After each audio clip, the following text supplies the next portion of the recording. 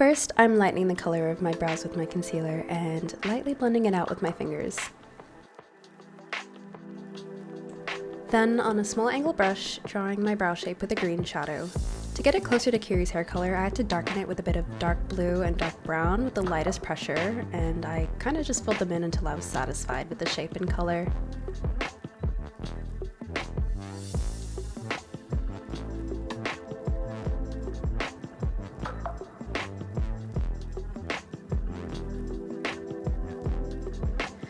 I packed on a warm dark brown shade into the outer V of my eyelid and into my crease, and then flaring it out with a light hand.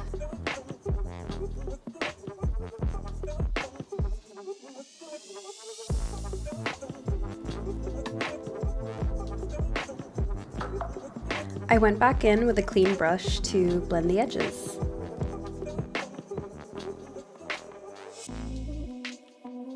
I added a darker brown on top of the first shade we went in with, and I held the brush at the tip to ensure that there was light pressure, and again flared it out. And then I took the same blending brush we used and went over the edges again just to make everything look cleaner. I used a red shadow in the lid, leaving the inner part of my eyelid mostly clear, and blended it up into the brown shadows we used beforehand.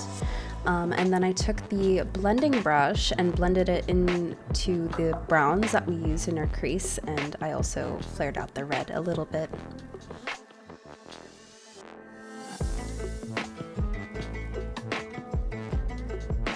Oh my gosh, you're gonna hear me say the word blending and blended so much in this video, but I just took a bit more dark brown because we lost the darker shadow from all the other colors and added it in and blended it out again.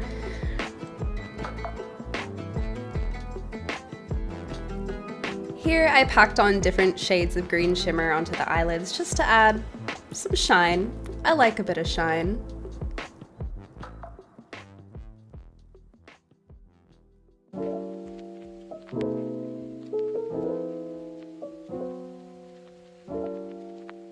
For eyeliner, I extended my eye shape, bringing the eyeliner slightly down and out. I wanted to avoid a cat eye for this makeup. Your eyeliner technique may differ due to different eyelid shapes, and you can definitely tweak this makeup in any way you want, but for myself, my goal for my liner was more on the straight and out look.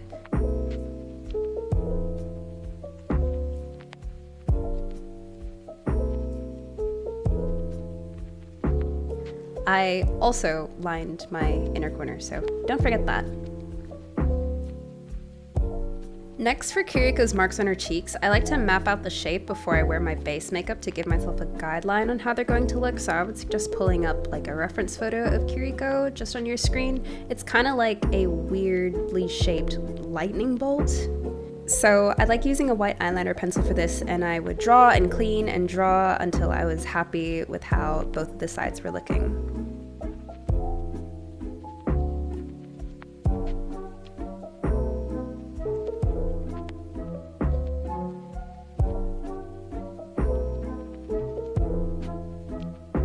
After I put my lenses in, I start with my base makeup, going around the markings with foundation on a concealer brush, and then I would continue with concealer, contour, blush, highlighter, and powder. However you like to do your base makeup for cosplay, it'll definitely work with this, so do whatever you want.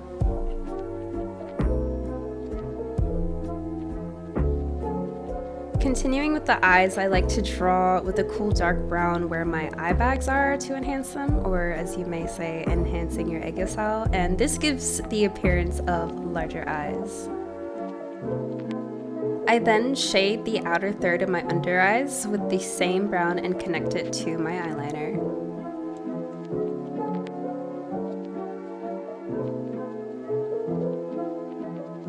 Here, I'm just adding a light nude pencil in my waterline to brighten up my eyes. You can do this part with shadow, but my eyeliner was running out and I liked the look that it gave. I just drew a small line from the outer third, but I didn't connect it to my top liner. I kind of just left a little gap there. Now I'm just adding my shimmers and highlighted my eye bags.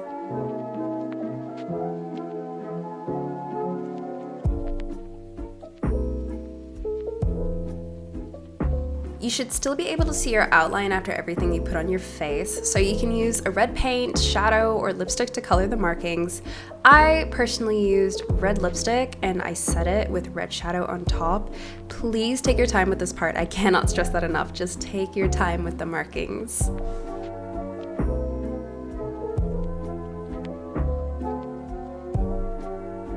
With a small brush, I added some red shadow underneath the black line we drew. To finish the eye makeup, I put on top and bottom lashes, as these help with making your eyes appear larger and, in my opinion, it makes your cosplay makeup look more complete.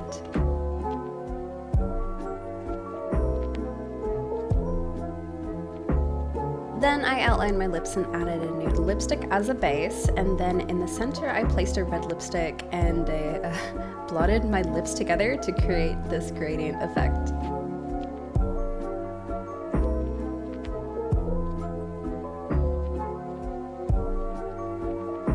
Afterwards, I took a light amount of shadow on a thin angled brush and extended the corners of my mouth.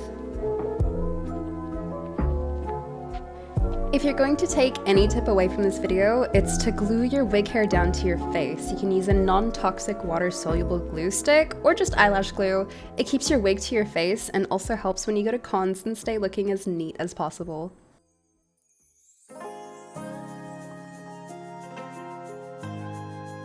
And we're done. Hopefully I've given you some ideas on how you can do your own Kiriko makeup. I really hope you guys enjoyed this video and I hope it helps. Thank you so much, and make sure to subscribe, like, comment, and especially subscribe, and I will see you in my next video.